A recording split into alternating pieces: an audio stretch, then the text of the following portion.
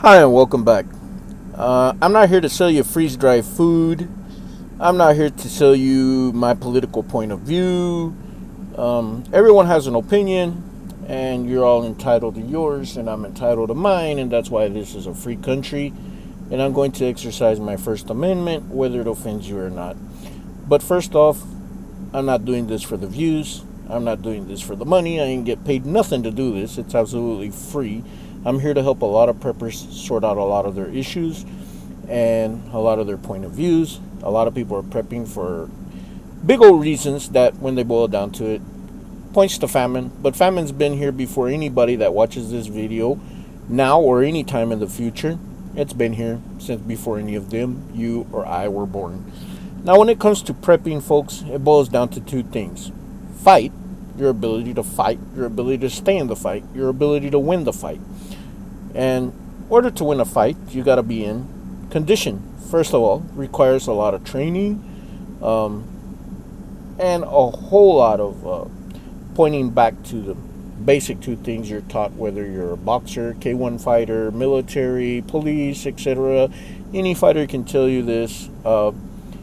Your fight or flight response is what's going to ultimately keep you alive. What good is an entire stockpile of food if you can't boil down to the basics? Fight or flight. What good is a stockpile of ammo, night vision, body armor, or anything you might have, a wonderful bug out vehicle, if you do not have the true ability and knowledge and skill set to know whether you need to fight or flight? And being as is the 5 Kung Fu animals, and anyone that gets upset over this, sorry to hurt your feelings, it does not exist. We're not praying mantis, tigers, or donkey kickers, or any other crazy things that I hear people saying. We're humans with hands and feet and elbows and knees, and that's what we generally fight with. And the thing is, folks, in order to fight, you need to have an extreme ability for flight. And as we don't have wings, flight to us is running. And in order to stay in that fight, you gotta be exceptionally well at running. That's just the core of it, because running gives you the endurance so that you can keep sucking in air during the fight. What good is being in the fight and you can't finish the fight because you're out of air, you're panting, you're on the ground, and you can't go? And in some cases, that's going to boil down to technique, but I'm not going to get into that whole thing because there's some people in better shape in the fight than others, and it boils down to technique. But overall, in the gist of it, any expert fighter will tell you it does boil down to your ability to run, and you have to do a lot of running. And now let's face reality. I'm here to help those of you that are older, those of you that are not in peak condition, because I read this in some comment sections. Well, I'm old. Well, I'm this. Well, I'm that. And I'm not in great shape. And I'm this. And I'm that. I'm handicapped. I'm this. I'm that. Well, I'm going to tell you, fight and flight, you don't have too many choices. So I'm a realist, and I'm going to try to give you the best advice I can on this subject, and then I'm going to move on, folks. If you can't fight, obviously you can't run. And if you can run, then you need to run, and you need to learn to fight.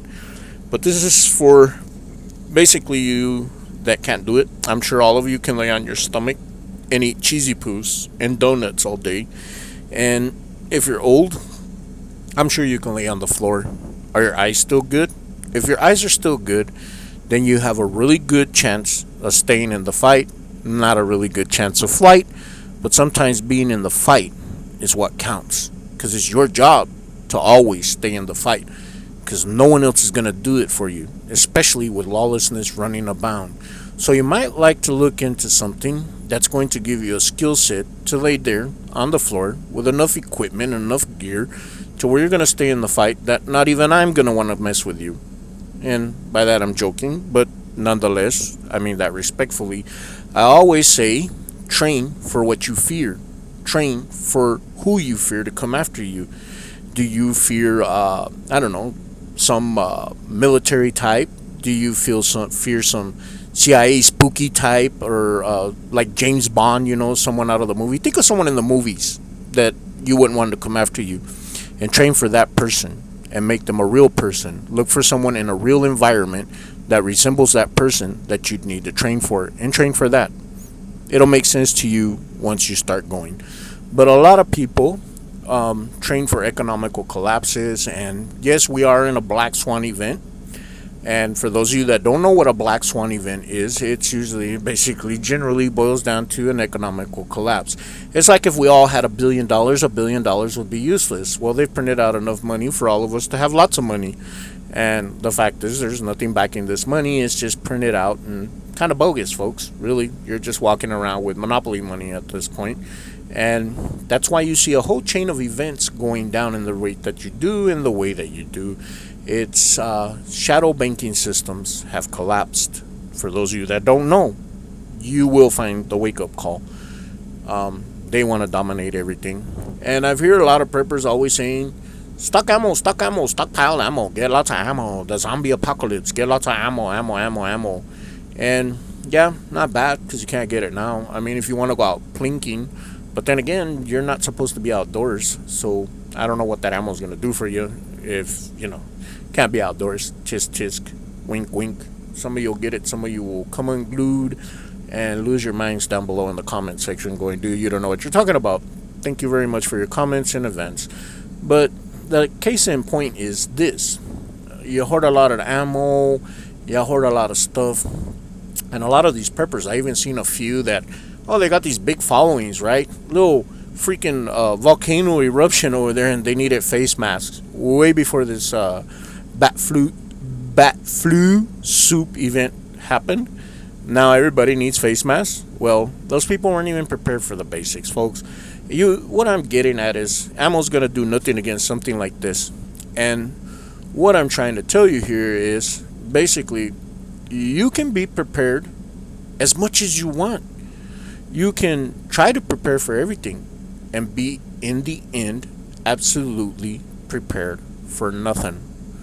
And that's a big fault a lot of preppers have. I see a lot of people who are following these big prepping channels around. They hold them up, idolize them. They're selling them garbage they don't need. And these people openly admit it. It surprises me how many people didn't catch it. They still needed to run to the store, folks. They were talking about that all through their videos. Go back and watch them. Watch and listen very carefully. Even they need stuff from the store, no matter how big their stockpiles are. And that's my whole point. And what you gonna get at a store when it looks like this? Huh? What's there to buy? I'll get a little beer, maybe sit out the doomsday apocalypse. Well, the thing is, folks, is that, like I say, be prepared for what you can handle. Be physically prepared and mentally prepared, because your body and your mind are what needs to be prepared. Not the stockpile of food, not possessions you can buy in this world to help you be prepared. But the most important thing is your body and mind. What good is all of the stuff in the world if your body and mind ain't prepared? It's just something for someone else to take in the end. So you do need to be physically prepared. And if you're not, then take up something where it will give you a whole lot of skill set, where you don't have to be fighting and flighting, where you can just lay there and eat cheesy poofs and pick your fight from far away. And I think some of you get what I'm getting at. That's the end of that subject. But the thing is I can look around me, folks, and I'm sure a lot of you can too. If you can, then I'd like to hear your opinion about it down below.